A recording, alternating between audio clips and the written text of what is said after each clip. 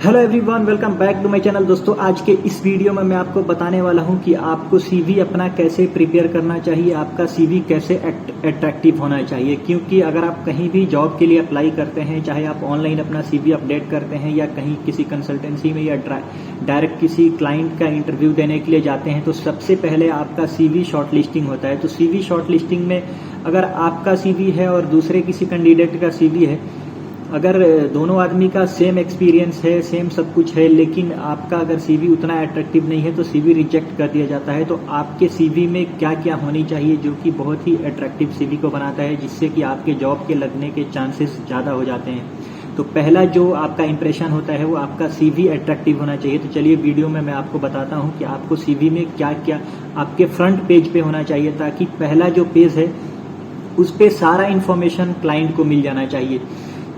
तो इस वीडियो में मैं आपको ये चीज़ें बताने वाला हूँ।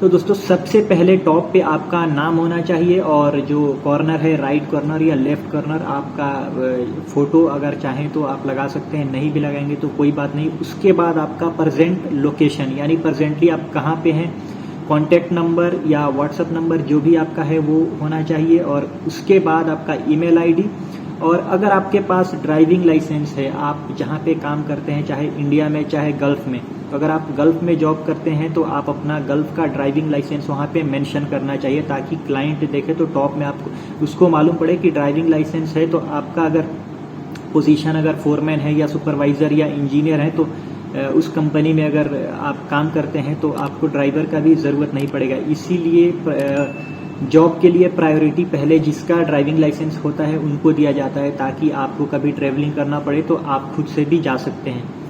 तो ये सारी चीज़ें आपको टॉप में मेंशन करना है। अब ये सारी चीज़ करने के बाद आपका जो हेडिंग होगा वो होगा करियर ऑब्जेक्टिव। आपका करियर का ऑब्जेक्टिव क्या है, यानी आप क्या करना चाहते हैं। तो ये आपके फील्ड से रिलेटेड जो भी आप काम करते हैं, जिस फील्ड में, तो आपका क्या ऑब्जेक्टिव है, तो ये चीज़ें मेंशन कीजिए।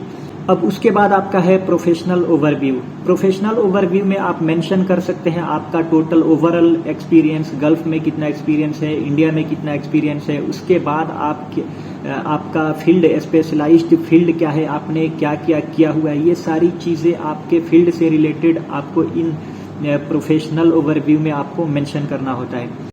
ये सारी चीज़ें मेंशन करने के बाद क्लाइंट को मालूम पड़ता है आपका फील्ड क्या क्या है, यानी आपने कौन कौन सा फील्ड में काम किया हुआ है। तो इससे बहुत ही इफेक्ट पड़ता है। उसके बाद आप जो भी काम किए हैं उसका कुछ ना कुछ स्टैंडर्ड कोड होता होगा, तो आपको मेंशन करना है फैमिलियर स्टैंडर्ड, यानी अगला जो टॉपिक होगा वो होगा फैमिलियर स्टैंडर्ड। इस हेडिंग को देने के बाद आप जो भी प्रोडक्ट बनाते हो, आपकी कंपनी में काम चलता हो, या आप जिस फील्ड में जो भी काम करते हैं उसमें कौन सा स्टैंडर्ड यूज़ किया जाता है, कौन सा कोड्स वगैरह यूज़ किए जाते हैं, वो सब मेंशन करना होता है। कोड और स्टैंडर्ड मेंशन करने के बाद क्लाइंट को ये मालूम पड़ता है कि आपको ये सारी चीज़ों का कोड और स्टैंडर्ड मालूम है, यानी कि आपने काम जो किया है कौन सा कोड के हिसाब से हुआ है, कौन सा स्टैंडर्ड इसमें यूज़ हुआ है, ये सब कुछ मालूम पड़ता है क्लाइंट को। इसीलिए बहुत ही इंपॉर्टेंट है कि आप इसको मेंशन कीजिए, चाहे आप जिस भी फील्ड से हो, अगर आप जो भी स्टैंडर्ड यूज़ करते हैं। इसके बाद जो हेडिंग आता है वो आता है कोऑर्डिनेशन विथ मेजर क्लाइंट्स और कंसल्टेंट्स और टीपीआईज,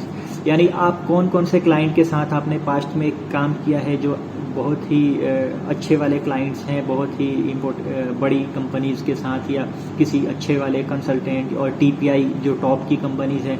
तो अगर अच्छी जिस भी कंपनी के साथ आपने काम किया है वो मेंशन करने से आपका और भी सीवी का अट्रैक्शन बढ़ जाता है। तो इसीलिए आप इसको भी मेंशन जरूर कीजिए। उसके बाद आता है एजुकेशनल क्वालिफिकेशन। एजुकेशनल क्वालिफिकेशन में आपने जो कुछ भी किया है, सिंपल ग्रेजुएशन किया है, एमबीए किया है, या आपने बीसीए बीबीए जो कुछ भी आपने किया है, या बीटेक किया है, डिप्लोमा किया है, ये चीज़ें मेंशन कीजिए। और 12th और 10th उसके बाद मेंशन कीजिए कि आपने कौन सा बोर्ड से किया हुआ है।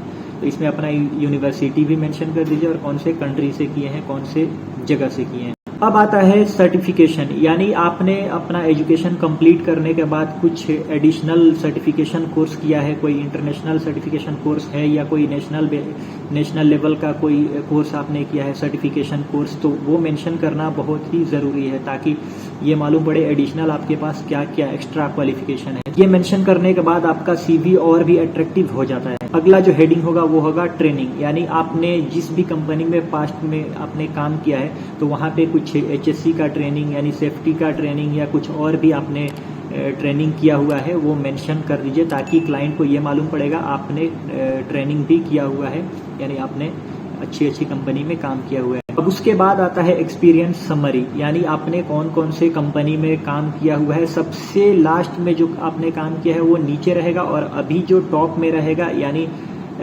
सबसे आपका CV अगर 4 पेज का है तो चौथा पेज में आपका रहेगा, यानी सबसे लास्ट वाला पेज में जो सबसे पहले आप जो काम किए थे, और सबसे ऊपर जो रहेगा लेटेस्ट कंपनी में जो आप काम किए थे या अभी करेंटली आप काम कर रहे हैं वो सबसे टॉप पे रहेगा। उसके नीचे जैसे जैसे आपने पहले काम किया था वो नीचे डालते जाइए, तो इससे आपका CV बहुत ही अट्रैक्टिव बन जाता है। और फ्रंट पेज पे आपका ये जितने सारे हैं एक्सपीरियंस समरी फ्रंट पे नहीं भी रहेगा तो चलेगा, लेकिन ये उसके पहले जितने भी हेडिंग्स है वो सारे आपके फ्रंट पेज पे होना चाहिए। इससे क्या होता है कि क्लाइंट के सामने जब आपका CV जाएगा वहाँ पे जितने भी डिटेल्स हैं क्लाइंट को एक ही व्यू में सब कुछ देखने को मिल जाता है। तो अगर आपका CV 4 या 5 पेज का हो जाता है या 10 पेज का भी हो जाता है, लेकिन सबसे पहला जो आपका CV का पेज है इस पे ये सारे डिटेल होना चाहिए, यानी एक्सपीरियंस समरी नहीं भी रहेगा, ये सेकंड पेज पे भी चला जाएगा तो कोई बात